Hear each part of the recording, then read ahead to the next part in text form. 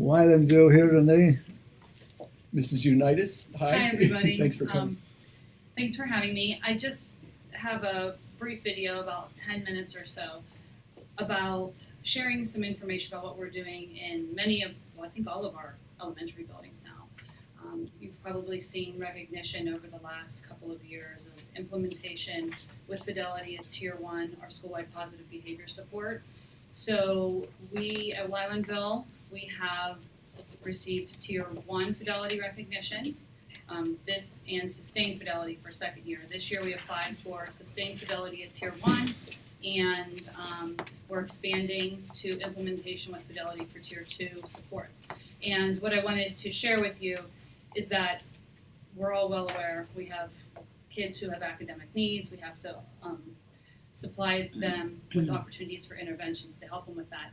And what this school-wide positive behavior interventions and support does is it addresses the behavioral and social piece to our children that often become barriers that play a significant role on them being able to achieve academically. So I wanted to share with you some perspectives of our faculty and then some perspectives of our students. You will hear the teachers saying, I used to think, but now I think, which is a thinking routine we've harvested from the Project Zero frameworks. When we do a lot of reflecting and deep thinking, we use a lot of those routines. In education, oftentimes we feel like we're tossed a bunch of things to implement, and changing that mindset in a faculty where we have a lot of balls in the air we're juggling has been interesting, and the I used to think, now I think will illustrate to you that growth that we've seen in the faculty and the challenges we faced. And then there are some great kids reflecting on their experiences as well. So, Mr. Harding, do you mind expanding that and then minding the volume? I think it might get loud. I used to think that I had to make sure that all children were conforming to what adults expected them to do all of the time, correcting behaviors verbally and constantly. Now I think that by providing a more positive and collaborative approach using our Make Your Mark program, we are empowering our students to make better choices and fostering mutual respect.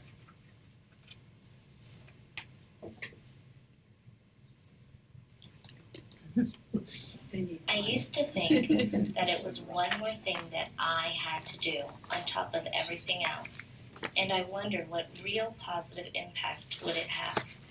I questioned, how will this work? What will it look like? Will the kids respond well? How much time will this take?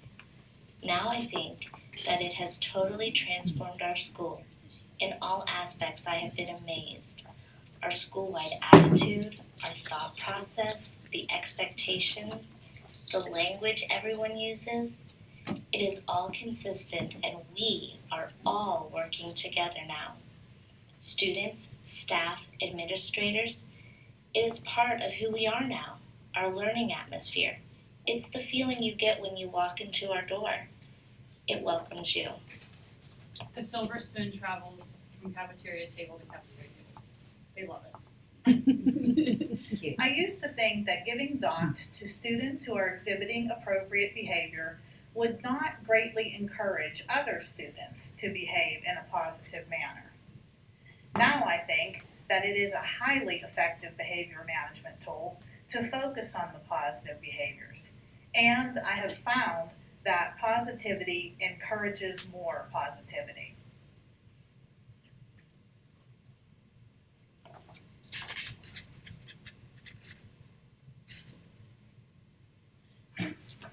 I used to think that it was difficult to have the entire school on the same page and very challenging to see its effectiveness. It was hard to not focus on the negative behavior. But now I think that something as simple as a dot goes a long way and promotes great behavior, self-esteem, and consistency across the board. Focusing on good behavior is much more effective.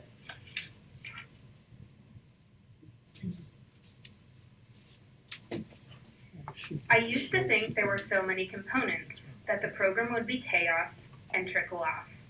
Now I think each year we focus on a new element and build. The changes we made year one are just part of our day. Students enjoy the consistency.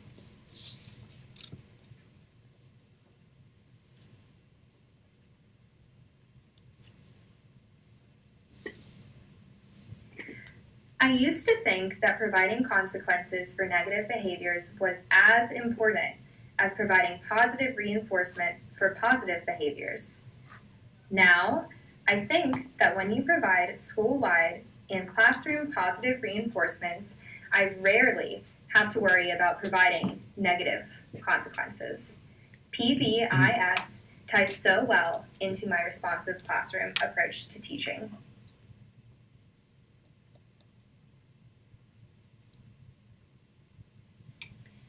I used to think check in and check out would be too overwhelming for the student, classroom teacher, and mentor involved in the process.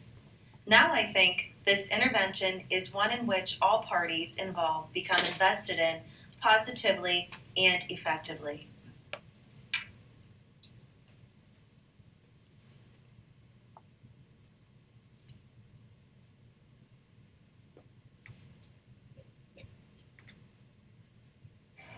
We wrote like what we had prayed on a pencil and we crumbled it up and put it in here and we colored it with all colors and crayons. Okay.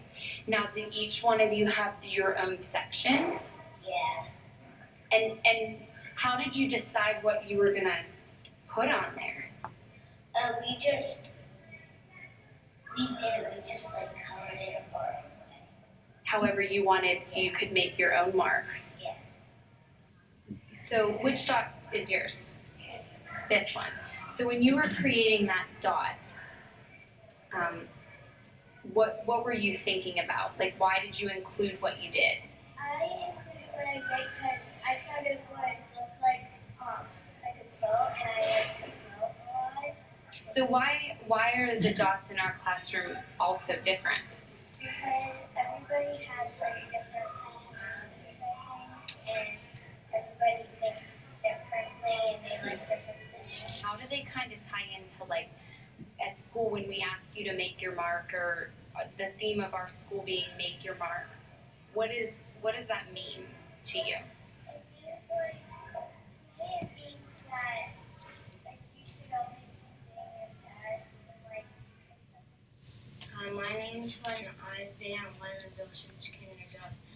Now I'm in 4th grade, and this is the thing I've seen change with the Make Your Mark program. Some kids might make mistakes sometimes and get frustrated and might make not a good choice, but they can still help other kids make right choices even if they make bad choices. They can still be nice and get thoughts and like help other kids be nice and help and not be bad and make good choices. My name is Levi.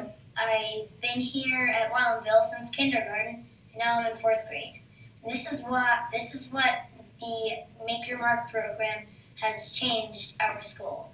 I've seen people being nicer and so they could get dots. So before we had the Make Your Mark program, they were not as good as they are now, and they have changed a lot. Hi, I'm Lydia, and I've been here at Wylandville for 5 years now, and the Make Your Mark system has been like great, just because like it, lets kids do the right things instead of the wrong things. It just makes kids like a little bit more,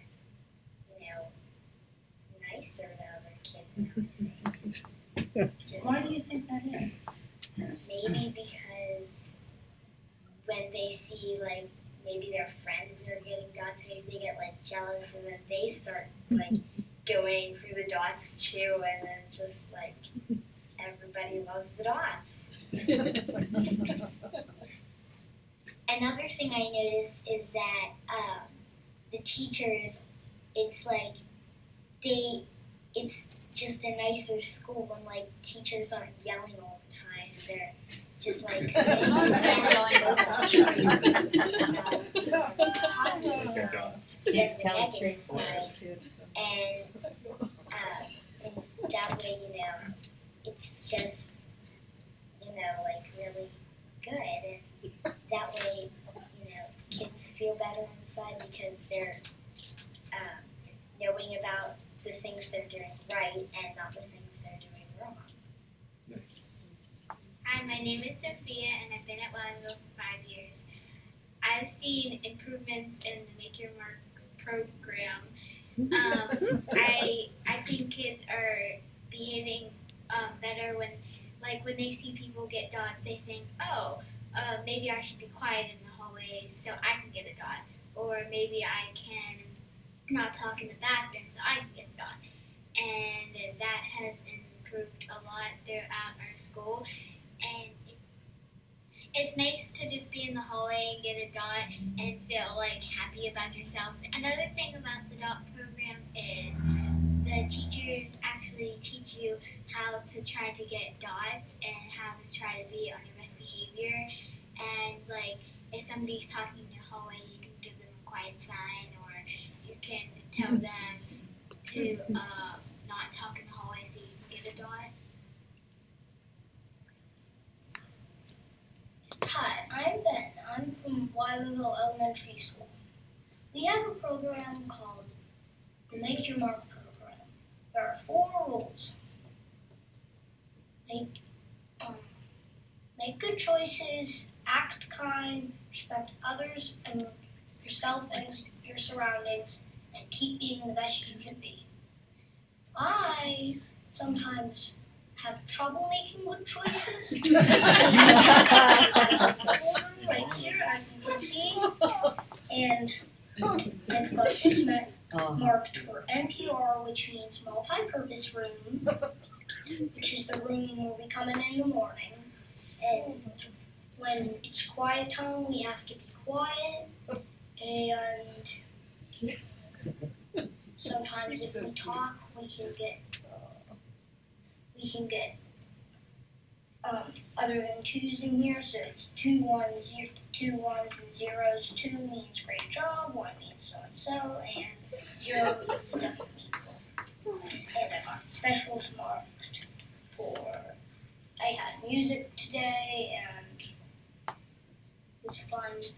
And the way I do this, I check in and out with a teacher named Ms. Huffman, and I think it helps me because I see my behavior improve every day. Thank you for not putting my grades. Why do you think your behavior improves? Because you have a check-in, check-out folder? Well, it helps me remember. It reminds me that that's the reason I have this, because I struggle sometimes. So this reminds me to not make bad choices and to make good choices instead. And how does that make you feel about yourself when you make good choices? It makes me feel very good. Beautiful.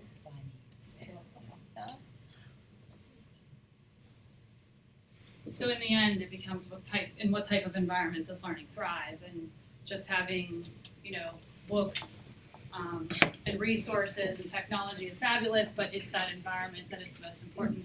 I gave you a handout just so you know, this first tier is every child has access to anything available there. So we would expect in a typical population of students that 80% of students would respond well to those tier 1 interventions. In a typical environment, you're going to have 15% of your kids, 15% of your population that might need some tier 2 interventions. That check-in, check-out is a tier 2 intervention. So part of our well-check process, we would meet about a child who really needs some academic supports. We do the same for behavioral and social needs.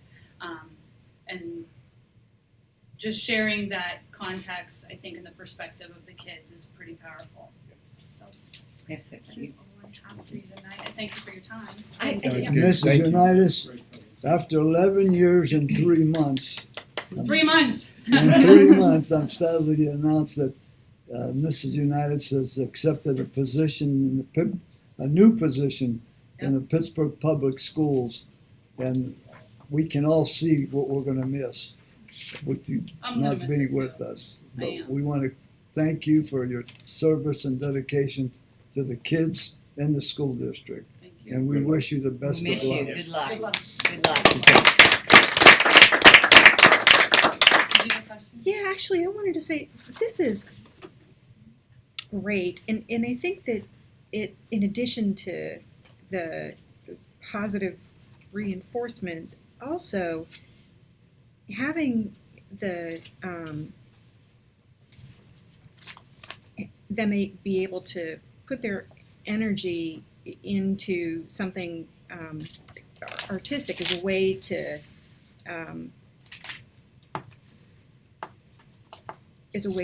channel their frustration, or something, is a way to be able to manage stress. It shows them another way to manage stress or manage frustration that they might not necessarily have had Yes. otherwise. And I think that's something that we need to think about more, to give kids another way to, and other tools to manage those kind of feelings. I love it. I think it's pretty, I love it. We've been working on increasing the creative capacity of the faculty, because so much of the art of teaching was kind of pulled away because of the pressures of high stakes testing. So, Yeah. tying, when we were charged with doing a positive behavior support, we were like, okay, what are we already doing that makes sense to us to connect to kids? And honing in on their creativity was a big piece of that. And it was hard to hear the little boy articulate in the beginning. That was a dot they collaboratively made after week 1 lessons, and we had a big kickoff. They got to write their fears about anything. It could have been about school, about anything, and they crumpled them up. And they collaboratively put all their fears in a dot they created, which is, a sort of type of way of connecting to what you articulated. So part of my job, I did an audit of violence in the correctional facilities, just kind of violence reporting. And so I talked to the guy who does research, the head of the research department at DOC for the Commonwealth of Pennsylvania. And they do, like, a lot of what you're doing here, they do in correctional facilities, the positive reinforcement. They're doing a lot of research with doing positive reinforcement in correctional facilities instead of doing it. Well, there's a ton of research, even if you go, there's, sorry, sidebar, but there's a lot of research coming out of one of the gurus out of Seattle that now school districts are using, dealing with marriages and relationships. And one of the things they charge us with the research here is that for every 1 negative, a human being needs 6 to 8 positives. Because, we were talking, you have a negative experience walking into a store, and you go back the second time, you're not feeling real welcome there. I mean, imagine if a kid feels like that every day at school. So tapping into that, the holistic approach of bringing human back to education. Which, interesting. Very nice. Thank you very much. Thank you. Very Thank you. And good luck, Nina. Thank you. I'm hoping I don't need much. No, you'll be great. Okay. Have a good night.